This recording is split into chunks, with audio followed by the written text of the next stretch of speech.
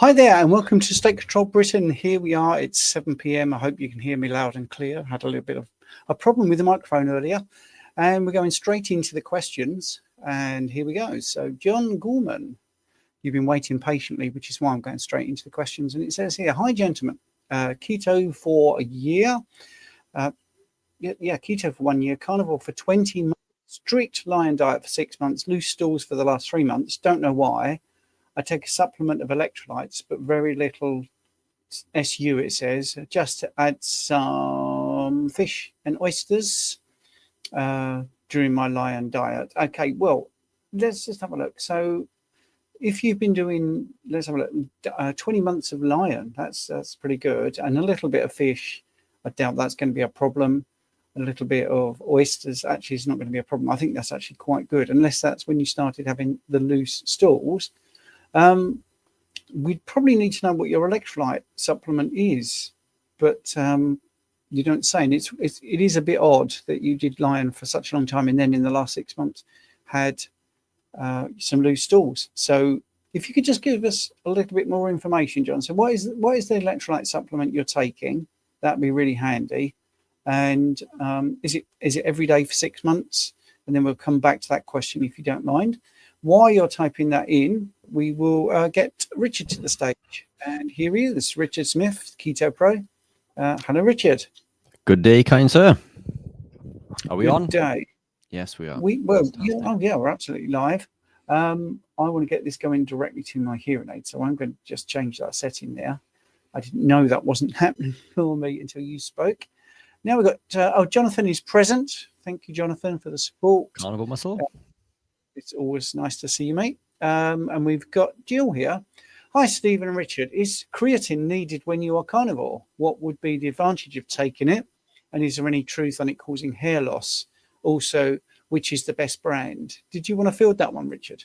Yeah, fantastic. So look, creatine is found in high quantities and in animal protein. In red meat, it's around 5 grams per kilo.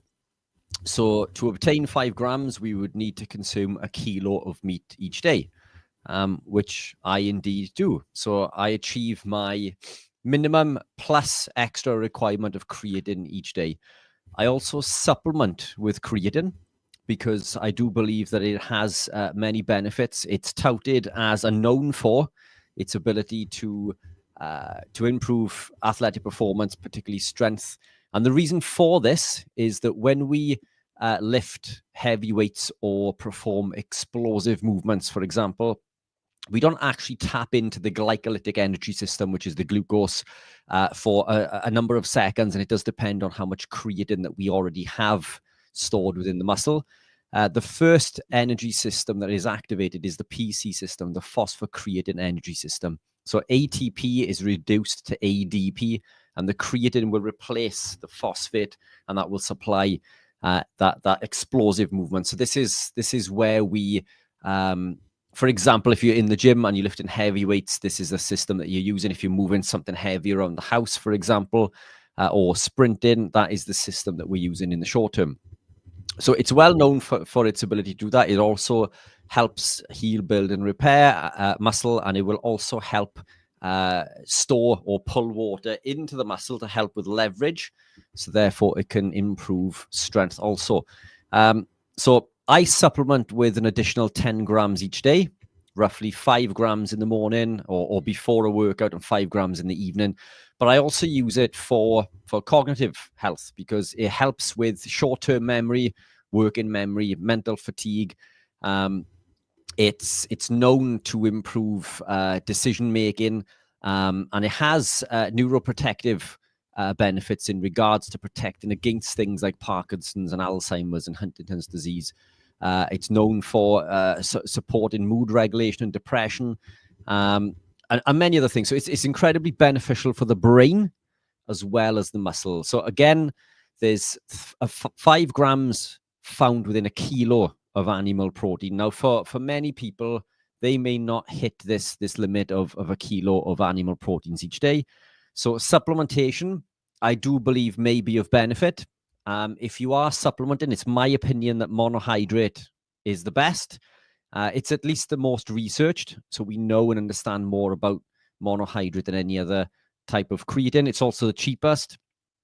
As far as brands go, creatine is pretty clean in general. The brand that I use is called Peak Sups. There are other companies that I've used previously, like Bulk Powders. These are companies in the UK, and I believe they are worldwide. But generally, you know, it's if you order creatine monohydrate from most companies online, it's 100% creatine monohydrate, and they are pretty clean. So those are the brands that I use. I don't believe that there's any truth in regards to hair loss. I mean, the research behind this is pretty shoddy at best. Look, I've taken creatine all my life, and yes, I cut my hair short, but you know, the reason I cut it so often is because it grows at a rate of knots, which is fantastic. And it also grows everywhere else. So I'm actually very, very hairy, but I trim it down because it grows so quickly. So creatine, incredibly important for many, many benefits. I don't believe there's anything in the hair loss. If you are suffering with hair loss within this community, it's usually to do with extended fasting and not consuming enough fats when we or units of energy when we are living a keto and carnivore based lifestyle. So fasting I don't recommend for a prolonged period of time based on for women in particular. I think that it's men tend to be able to consume lots of food in one sitting. So for me, for example, I eat 1 to 2 meals a day, and I will consume anywhere between 1 to 1.5 kilo within that sitting. There are lots of women carnivores that I do know can do this comfortably, but generally, women tend to consume smaller meals. And I was had lots of abuse recently online for saying that I think women do best with 2 to 3 meals a day. And a few of the female carnivore influencers said, rubbish, as long as we're consuming enough food. Well, in there lies the key. You know, you're right. If you do consume enough nutrients or units of energy and enough protein and fat in order to heal, build, and repair within that one sit-in, then you may thrive on 1 meal a day. But generally, I find women tend to like smaller meals. Therefore, to make sure they obtain and consume enough of those nutrients required, I do find that 2 to 3 is better. So the hair loss, I think, is probably associated with that over anything else, Jill. Yeah, undereating is a problem in this space, believe it or not. So many people have been brainwashed or grainwashed over so many years to not eat much. They just find it difficult to eat an adequate amount of protein or an adequate amount of food, to be honest. James, Sylvan, Steve and Tina here, just support for you both. Thanks for what you do, $5. Your support is appreciated too. Thank you very much. Going back to our question earlier, which was John's question. It's still a little bit vague, but we'll go back to the loose stools question. So John is taking Richard's electrolytes and some Smart Fast, more or less all of the 3 months, the loose stools, taking fish, shellfish all the time, but for some reason just started loose stools, no changing in diet. Yeah, so John, it could be the fat. So look, as we gravitate deeper into the journey, the body becomes more efficient. What we tend to find, and Steve, I'm sure you can attest to this, is clients who gravitate into this way of living, their bile production and reabsorption is inefficient. So quite often we need to consume more of the fats in the initial phases, but as the bile production and reabsorption increases, then the amount of fat that we require is a lot less. Now, when I started the keto journey, I added fats to everything, and my grams of fat, because I prefer to work in grams over using calories, my grams of fat far outweighed my protein. And this is what I needed in the early stages. And I would add fat to everything. I would cook in fat. I would add fat to my meals. I would add extra cheese. When I was drinking coffee, I was adding double cream and butter and MCT. And this is what I needed in the initial phases. Now, my grams of fat for protein is roughly 1 to 1. And I don't add any fats to cooking. The only fats that I do add additionally now are MCTs. So it could be a case, John, that you just need to start reducing the amount of fats. Again, maybe reduce the fats with cooking, any additional fats, added fats, so on and so forth. You're also, what I find as you gravitate deeper into this journey, we become more sensitive. Now, shellfish is one of the 6 compounds within the carnivore remit, which can be problematic over time. So something that you have never shown a tolerance to previously, you begin to upregulate these early warning alarm systems, and the body now has the ability to tell you when it doesn't want something. For example, if I were to eat grain, I would know all about it, and my body would tell me that it's not for me. Other things, eggs are becoming a little bit more problematic for me, so I've started to reduce and remove eggs. But it's only recently. Eggs have been, an integral part of my diet for many, many years.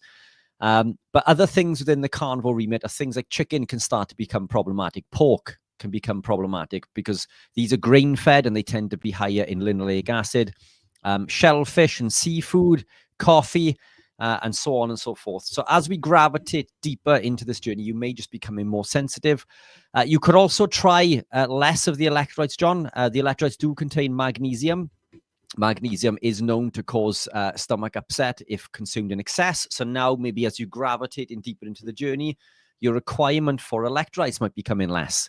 Therefore, this could be your body's natural way to tell you that you don't need to consume as much of the electrolytes, for example.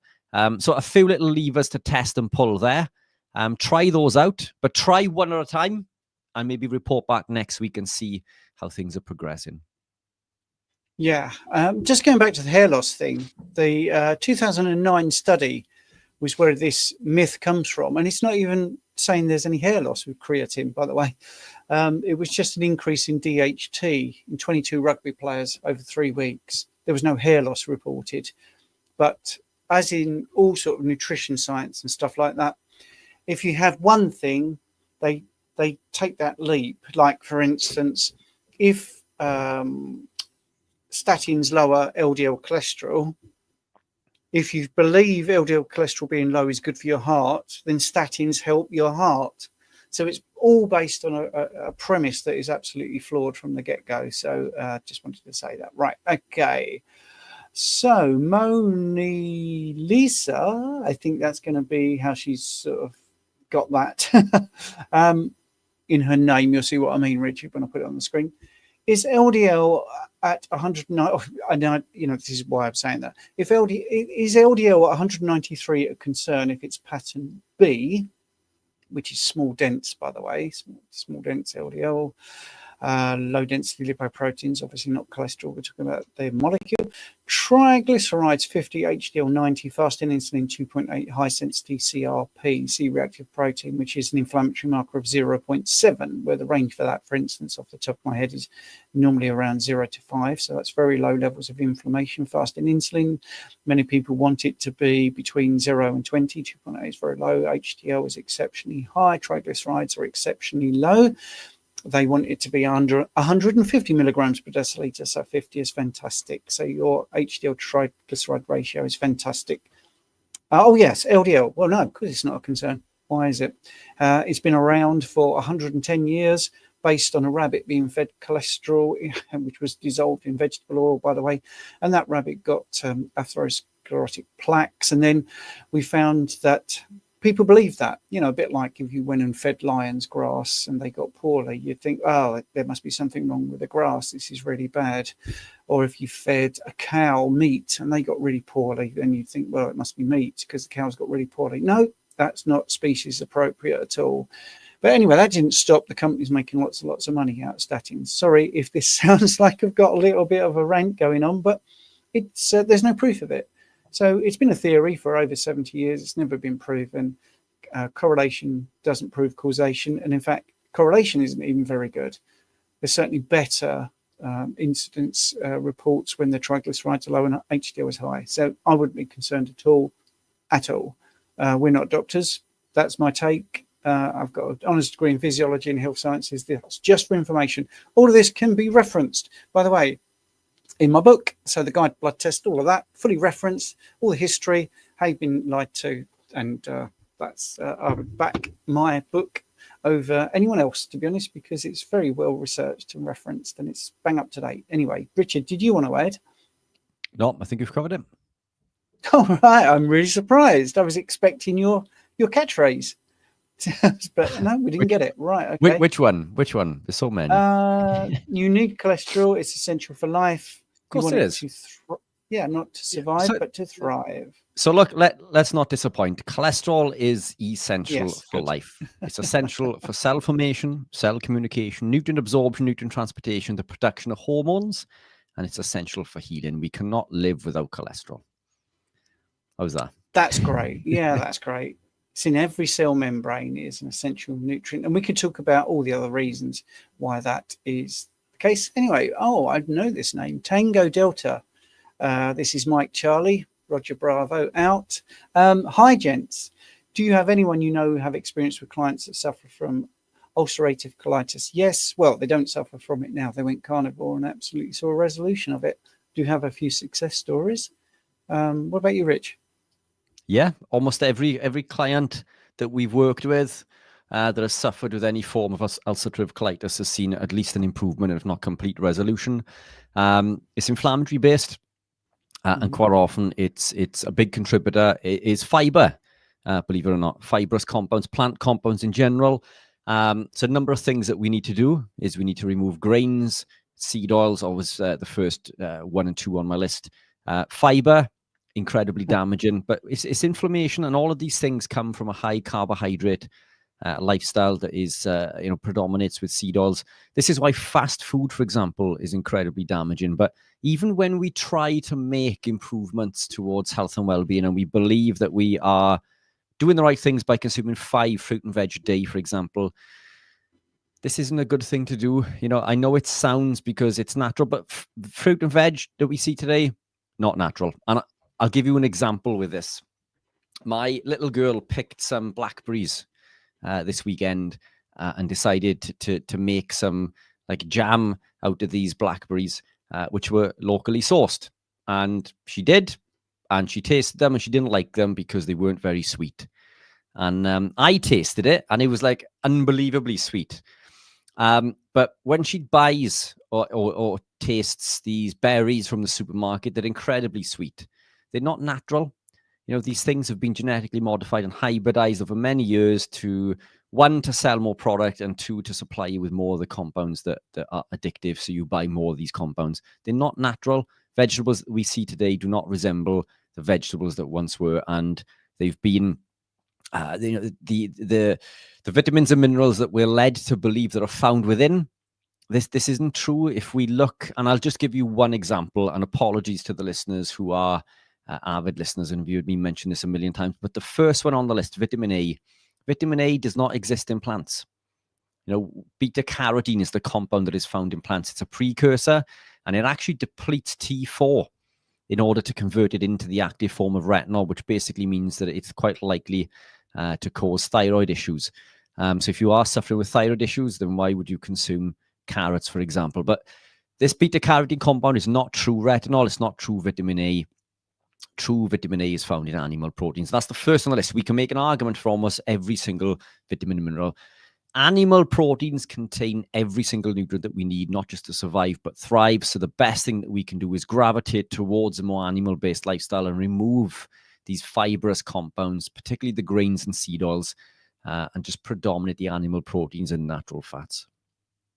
Yeah, it's brilliant. The thing is, just to tell people what you see is that's the large intestine, or the colon. Some people call it the large intestine, some people call it the colon, and that attacks itself. It doesn't get into the small intestine. That's why we have this specific phrase. Whereas something like Crohn's does the small intestine and it goes straight into the colon as well.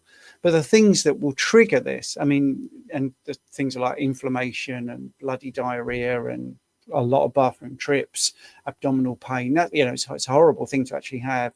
Obviously, you're going to get fatigued and you get these flare-ups. And if anyone is really good in the medical profession and you've got it, and they're not talking about carnivore, low carb, or keto, they will tell you to avoid fiber. And of course, why wouldn't you? Because fiber bulks up everything that's going through there. So why would you want to put even more stuff through there? They would definitely tell you about lectins. I think most of them know about lectins now, because they're known to damage the gut lining. Oxalates is another one they're going to tell you to avoid. These are all plant compounds, by the way, and phytates, all plant compounds. So that should tell you what you should be doing, and that's certainly eliminating plants. They're just just bad news, really. As simple as that. So we've got the next question, which is, I don't know how to pronounce that. I think that's Milosaigas. Anyway, right. Hi, I am new in school and first time on live. Hi there. It's good to have you along. I heard on a live that Richard's products could be bought in Germany. I am from DK and maybe they will ship here. So can I ask for the German shop? Fantastic question. Yeah. So look, we are currently trying to set up distribution via Amazon Germany. This is a long, laborious process, which I have been working on for over 12 months. We now have the German VAT number. We are now registered to trade in Germany. Product has been shipped into Germany. So product is now currently in Germany. The electrolytes currently only. So it's all flavors of electrolytes included. And we will be shipping the unflavored in shortly also, which I want to tell you guys about today because we've just launched the new unflavored, which is next level. So they will be available shortly. So we're just waiting for the process of Amazon just to accept them in and for the listing to go live. So they will be live imminently and available through Amazon Germany. So watch that space. That's excellent. Thank you, Richard. It's exciting, isn't it? Your empire is spreading. Right. £10 from Seema. Thank you for all you do. That's very good. Very kind. Seema, thanks. You're a member of school as well, which is really good. So you're supporting us there and here, which is very, very, very kind of you. Let's go to, here's a question. Carnivore Muscle, what electrolytes would you recommend? Take away, Rich. Do you know, I'm gonna dodge myself a second with this, Steve, if you don't mind. I'm gonna share something really quickly. This won't take 2 seconds, I promise. No, let me share the screen. Okay, let me just put it on there. Add to the screen, and let's hide that comment if I can. Let's get his comment out of the way. So this is my website. Now, this is the Keto Pro website, and yes, you know, I do stock and sell and make products that are not fitted for the carnivore community, but I work with clients and customers all over the world from all walks of life who are from vegans all the way up to strict carnivore. So my goal is to support anybody who wants to make better choices. So there are products that I make and stock that are not for carnivore, but they're ideal if you're low carb, keto, and carnivore. So this is the website. But back to the question in hand. So if we come onto this and go to the electrolytes, this is my electrolytes page. As you guys know, we've got the flavored versions, the lemon, cherry, mango, and the unflavored. Now, the unflavored is not available currently on Amazon because it contains a compound called astaxanthin. Now, astaxanthin is the world's most powerful antioxidant. And as you guys know, it's been voted #1 by our good friend, Dr. Abs. Now, Abs, he did the review on this with other top brands well before, you know, we all began to become connected. So this was a complete independent review, and I didn't in fact know that he was reviewing. But one of the compounds that we put in is red astaxanthin. It's the world's most powerful antioxidant, and it, you know, contrary to popular belief, other compounds that we are told are antioxidants are not actually antioxidants, they're pro-oxidants. But astaxanthin is at least 65 times more potent than vitamin C as an antioxidant and 550 times more effective than vitamin E. It's 54 times stronger than beta-carotene, which, as I said, is a precursor, so not true vitamin A. But again, this is way more stronger than beta-carotene after this conversion. 21 times more potent than synthetic versions, and many other benefits. Astaxanthin is an incredible compound, and we are, to my knowledge, the only company in the UK that actually use this version that is not a synthetic. Many companies say that their version is none, but I believe, at least last time I checked, that it was. But anyway, this astaxanthin has a very, very strong taste, which was why we pulled this version of unflavored from Amazon, because people just didn't get it. They didn't understand the benefit of consuming this type of electrolyte and the compounds within. Other compounds that we added were things like molybdenum, selenium, which help with DNA processing and thyroid health. So this was the creme de la creme. On top of this, obviously, the electrolytes are what I believe to be the most bioavailable and in the correct ratio. This is why we've created them. Now, we pulled this because of this astaxanthin. Since then, we've added another type of magnesium called aquamin, which is more bioavailable, along with 66 trace minerals, including iodine and zinc and so on and so forth. So this is the ultimate formula, but it tastes disgusting. It's not palatable, it's not nice, and this is why it had many bad reviews. So what we've done since then, we've produced this one. Now, this is the unflavored, which is astaxanthin free. So all of the same benefits, all of the incredible compounds that are in the other, except for the astaxanthin. Obviously, it's vitamin C free for those strict carnivores. But this is now available. This has been a long time in the making. This is what I've got there.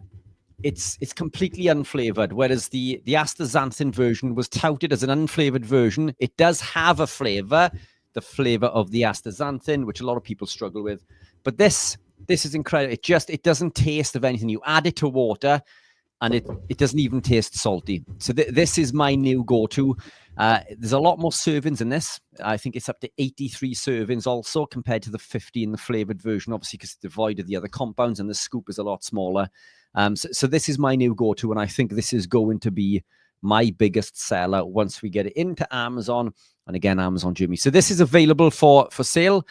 We've only just released it, and obviously it's less expensive than the other. I'll pop a link into the chat for the strict carnivore, because again, this is typically designed for someone who is a strict carnivore that doesn't want any flavors, no sweeteners, none of the vitamin C, none of the plant compounds that are in the other one that contribute to the taste.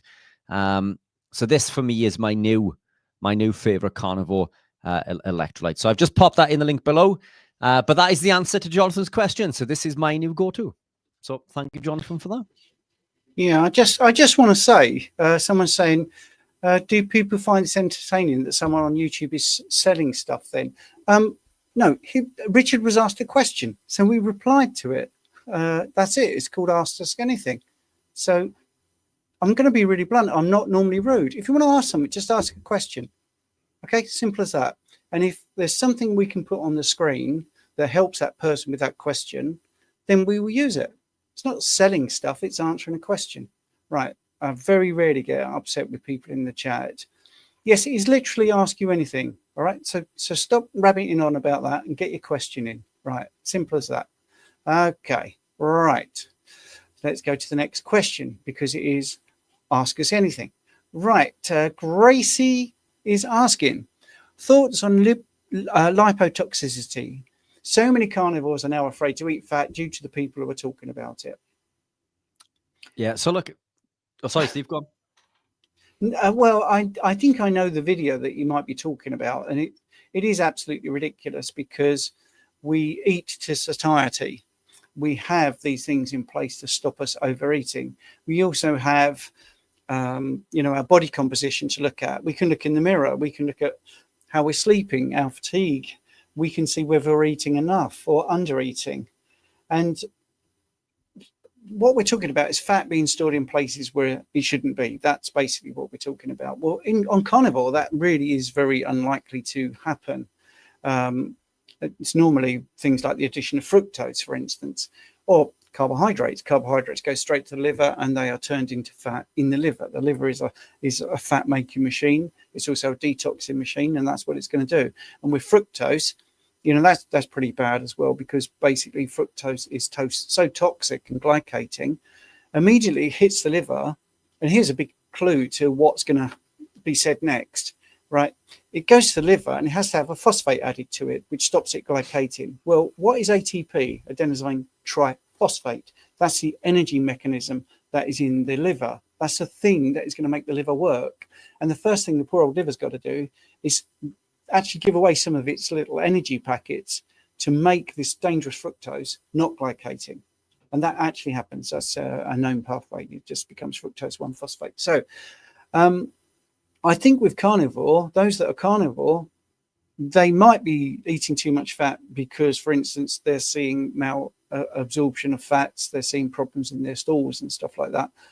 But I don't really think it's a a particularly big problem if you're eating clean. I think it's only when you start to add back in carbohydrates, fruit or honey, those sort of things. But if you're really good with this way of eating and you're not overdoing it with the carbohydrates, I don't think it's going to be a problem whatsoever. Sorry, Richard, I know the video they're talking about and it is ridiculous. Yeah, look, I haven't seen it. As you guys know, I don't follow many of the stuff that, the other influencers that spread this rubbish on social. I tend to, just like yourself, Steve, I tend to do my own research. But look, fat can be problematic, and I think the concern this reared its head when I began my journey many years ago over arachidonic acid, which we know can be increased when we consume more dietary fat. But the thing with arachidonic acid is, it's not going to do anything until it's told to do something via cyclooxygenase or lipoxygenase. And this is very much dependent on an inflammatory state and the source of the fat itself. So yes, we may see an increase in arachidonic acid, but it's not going to become toxic if we're in a non-toxic state. And this is typically caused by sugar. So if we're reducing the glucose and we're consuming less of the glucose and less of the toxic seed oils, which are already oxidized, by the way, then it's unlikely to become a problem. And again, the carnivore lifestyle is very much a self-limiting lifestyle. You eat to satiety. So once you've gravitated so far down the journey, you eat a bolus of protein with natural fats and you feel satisfied. If you don't, you eat more.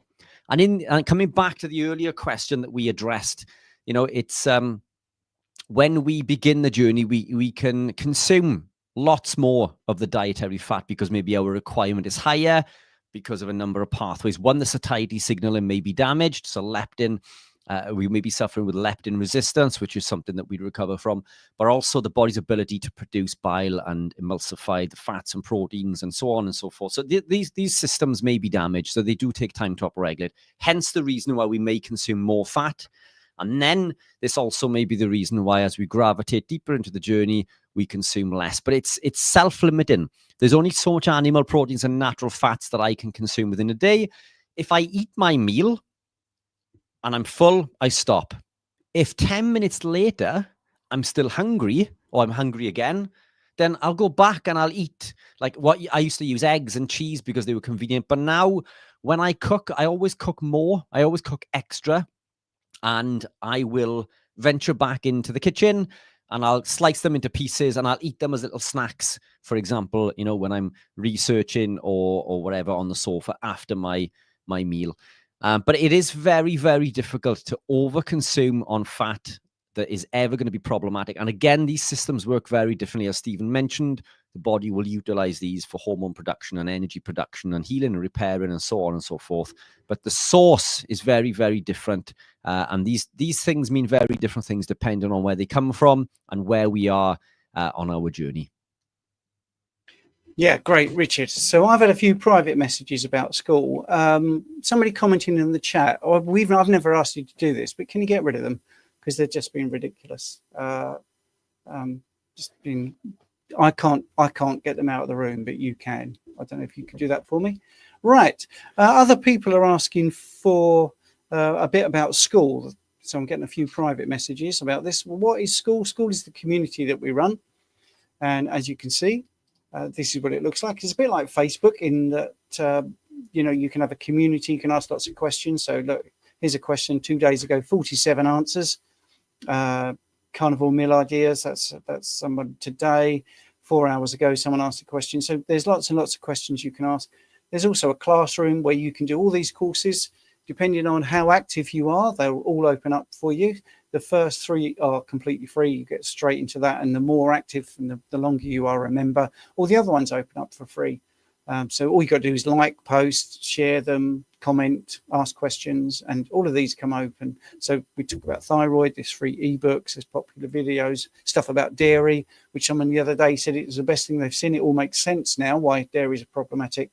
Fruit and veg, how we know that apples at least a year since they were plucked when they end up on your supermarket shelf, 9 months for a pear. And that's all from the official food growers PDFs. We blow the lid on that. Things about protein, problem solving, my book and Fat Club, which is a daily help. So if you want to join school, That's great. There's also loads of question and answer sessions. Look at this week. There was an 8 p.m. one, an 11 p.m. one, 7 p.m. on Wednesday, 11 a.m. You could have tuned in. Yesterday I did one with Phyllis Scott, who was a guest, and today here we are at 7 o'clock. And if you join school, you could be looking at our question and answer at 8 p.m. as well. So lots for you to look forward to. So if you become a member of our school, that would be fantastic. All you got to do is use the link in the chat. We'll get back to the questions now. One of the things that Richard might have noticed is I got straight into the questions. We do as much as we can on questions, so people can't come in shouting you saying that we don't. Right. So there we go. Let's go to the next question. I think it is from Julia, which is a pretty interesting question. Julia, hi. For those trying for a family, have you found carnivore helped conception? Yes. I tell you, one of the reasons is because we're much sexier. And also there's less body fat for both of you, so you can get a bit closer. But yeah, in all seriousness, we see things like PCOS reducing, and obviously we've got an absolute expert in fertility, Dr. Robert Kiltz, has got pictures of babies all around his office, or babies that were, brought into this world, even though those people thought that they couldn't conceive. So I definitely would say I have seen lots of people helped on it. 100%. I had a call with a good friend of mine this weekend, Paul. His sister was struggling. In fact, went through many years, several years of IVF unsuccessfully. And great chatting with Paul the weekend, if you're listening. I'm sure he won't mind me passing this on, but it's many years of failed IVF. His sister and his sister's partner gravitated towards a more animal-based lifestyle, and they conceived naturally. And now they've given birth to a beautiful baby, and all thanks, I believe, to changing the diet. This was unsuccessful for many years of IVF treatment. So look, in simple terms, what do we need? Essential compounds, proteins and fats. This is what the body's made of. Hormones are made from proteins and fats. If we look at estrogen and progesterone, for example, they come from cholesterol. One thing that we've been devoid of from a nutritional source and from the body's ability to make adequate cholesterol because of the diet that we live in. So cholesterol will make pregnenolone, progesterone, androstenedione, testosterone, and estrogen. These are all the compounds that we need to improve fertility, health, and well-being. So they come from cholesterol. Now, cholesterol we can consume from animal proteins in the form of cholesterol, or we can consume the fats, which will, via acetyl-CoA and the HMG-CoA pathway, and the mevalonate pathway, will go on to create cholesterol. So this is critically important. Now, why does a standard diet prevent this? Well, one, we're not consuming highly nutrient-dense animal proteins, but the argument that somebody made to me recently was, well, you said in a previous talk that the body makes most of it, and if you eat less, it makes more, which is 100% accurate. If we consume less cholesterol, or less of the compounds that will produce cholesterol, the body will make more of it. So why do we see people who have less cholesterol? Well, it's because of the consumption of seed oils and plant stenols and plant sterols. So plant compounds and the seed oils that are made from said compounds will artificially lower our cholesterol because it looks so close to human cholesterol that the body stops producing human cholesterol because it looks almost identical. The body stops producing it. This also is the reason that people will burn in the sun, because a human cholesterol will create vitamin D, which will work as and operate as a sunscreen, whereas this doesn't work so efficiently if we are full of fake plant stenols and plant sterols, or these fake fats, for example. So just by removing these toxic compounds and consuming the animal proteins and natural fats, we are able to produce sufficient hormones which allow us to heal, build, and repair. Protein heals, builds, and repairs every cell within the body. We can't obtain all of the essential amino acids from plant compounds. And as I illustrated in the talk recently at the Great British Meetup, which was a fantastic event, I went through the essential compounds which are required for life, compounds that we cannot live without, vitamins and minerals, and over half are not found in plant compounds. Over half of the vitamins and minerals that are required for life are not found in plant compounds, whereas all of these are found in animal proteins. And if we have time later, or maybe if we don't, we'll get into this in the school group, but maybe we'll show those images because they're quite powerful. But essentially, yes, Julia, if you gravitate to a cleaner lifestyle, you don't have to be strict carnivore. And I think Steve will agree with me on this. I also do recommend one not to gravitate straight into a carnivore lifestyle. I do believe that you can create and achieve this via incremental changes. Removing the grains and seed oils are the biggest lever. A third to this then becomes the reduction of carbohydrates while increasing animal proteins and natural fats. So you don't need to be carnivore, but as you gravitate towards increasing the animal proteins and natural fats while reducing the toxic compounds, your body will heal, build, and repair. So you don't need to jump straight into the deep end. I do believe that you should achieve this better through a ketogenic approach via incremental changes. That's a great answer. That's really good. Let's go to Carnivore Muscle. And thank you for the help in the chat, Jonathan. We don't have a moderator, which is why I had to get Shirty live on screen, because it's just wasting time. Anyway, right. Excuse me if this comes out badly, but if you're constantly omitting new foods, are you really improving health and resilience? Curious for your point of view. Well, I think sorry, Jonathan, if it feels like I'm evading the question, I'm not. Let me just say this. I definitely eat a wider scope of foods now I'm carnivore than at any time in my life. So when I was a high carb athlete, advanced personal trainer, I would have porridge in the morning. I would have skim milk. I would have blueberries, and I would have maybe maple syrup, maybe honey, Manuka honey, because it was healthy, allegedly. I would have freshly squeezed orange juice. That was breakfast. That was it. That was breakfast every single day. I might have some artisan toast with olive oil type margarine. This is how sad my life was. I really believe that. I would get my frying pan and I would spray it with sunflower oil. I would not touch red meat. I would not touch it. I would not go anywhere near fat. I would have low fat yogurts. Oh, I can't even believe how boring this sounds. And my wife is sort of mostly carnivore. She would have Weetabix and she'd slice up a banana. And I thought, well, that's quite nice. Maybe I'll slice up a banana and I'll put that on my porridge. I'd never heard of a ribeye. I'd never had a sirloin. I'd never had a tomahawk. I'd never had oysters. I'd never had shrimps. I'd never had prawns. I'd never had lamb. You know, really, honestly, I didn't have anything. I had no variety. So I think, firstly, I am actually trying lots and lots of new foods. And I think most people don't. If I was to take your question sort of very literally, yeah, I could add some new foods, but I actually don't think that would improve my health. The foods I would add now would be less healthy for me than all the foods I'm eating.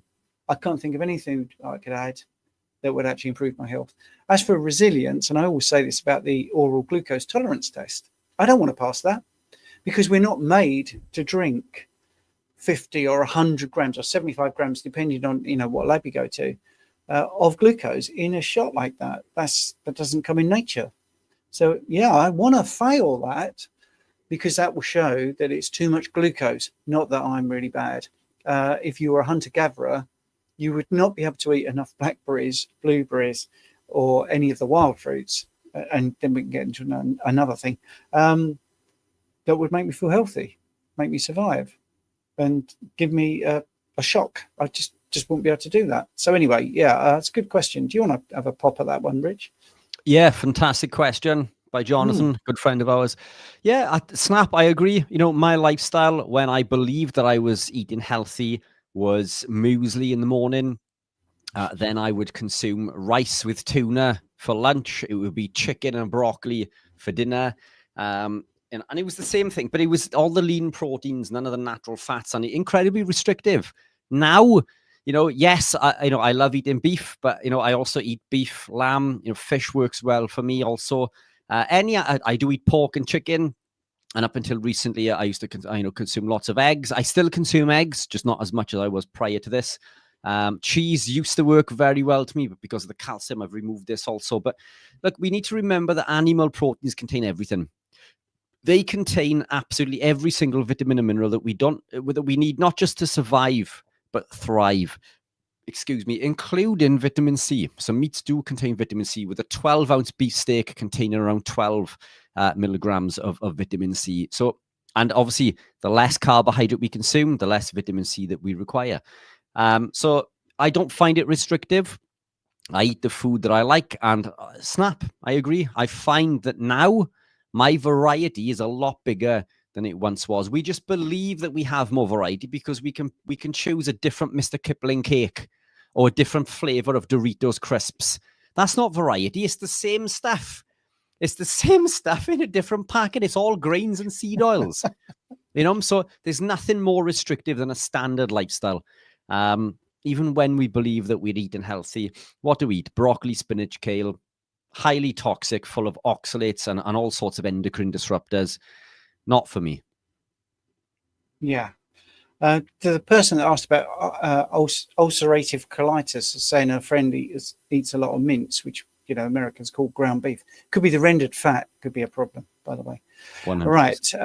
Yeah. Thank you, Jonathan, for the £2 and the support. That's very kind of you. And he says he likes my What I Eat videos, very like him and Harry Sopanos. Mine the other day had scallops, which I'd never eaten up until age 50, salmon, which I'd never eaten up to age 50, ribeye, which I'd not eaten till age 50, or 55 for that one, and a sirloin. We also did carnivore pasta, which was from Bella, the steak and butter gal, which was collagen, powder, and eggs whisked up. And then you do this way of cooking, basically put it out on a wooden thing, spread it out, let it dry, and then you cut it up and it looks like pasta. Fantastic. And then I had some ground beef on top of that. That was one meal. Oh, fantastic. Lots of variety. Really good for you. Right. This one is so up Richard Street. Marja says, hello.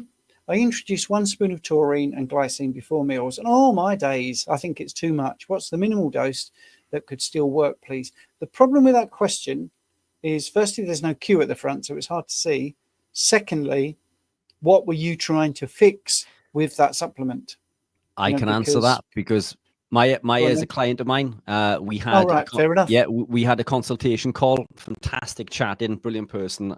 I'm making some amazing progress. So look, adjust, to as you feel fit, Maya. I'd reduce by half. Yes, we've introduced the taurine and glycine, and this is to increase the body's ability to create and reabsorb the bile, for example. So that's one of the things that we can do. That you can start with just the taurine. The addition of the glycine, I tend to introduce a little bit later. But what I'd suggest on this occasion is reduce by half, report back, and we can go from there. That's great. Thank you very much. Taurine is a fantastic supplement, isn't it? But we also get it in our food, just for people we do indeed want to know that. Okay, question: is there any benefit in some glycation of the red blood cells, or is it only negative? Right. Well, it depends how you look at it. Right, glycation of the red blood cells.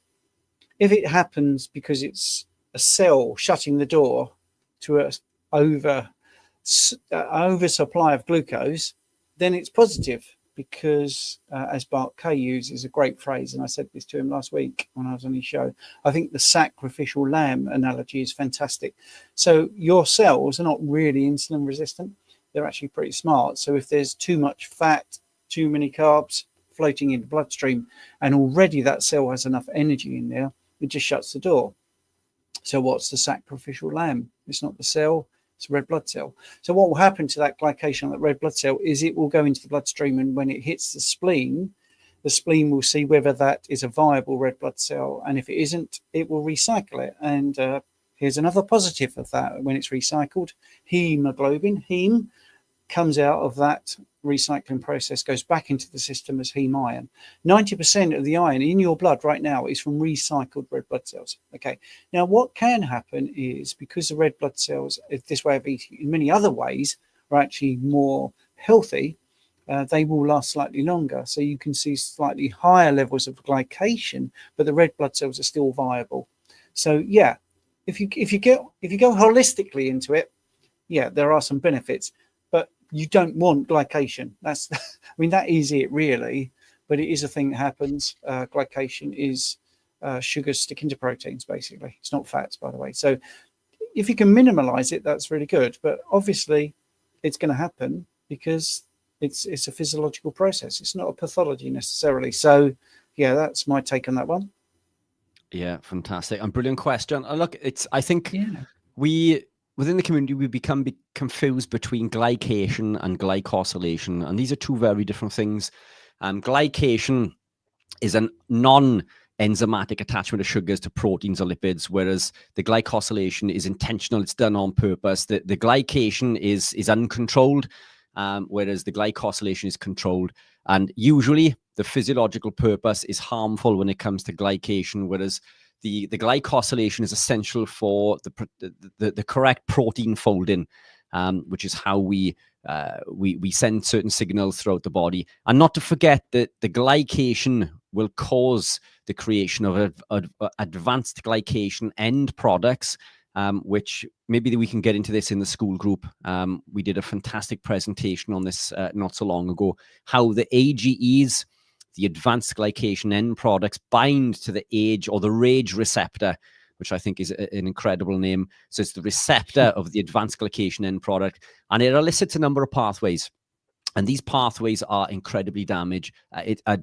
One pathway is nuclear factor kappa B NFKB, which is an inflammatory pathway, and the other is a pathway called the NOx pathway, both of which are incredibly damaging to the body. So this isn't something that occurs through glycosylation, which is important. It's imperative for life, whereas glycation will cause these other associated things like aging, diabetes, neurodegeneration, inflammation, so on and so forth. So two very different things, but brilliant question.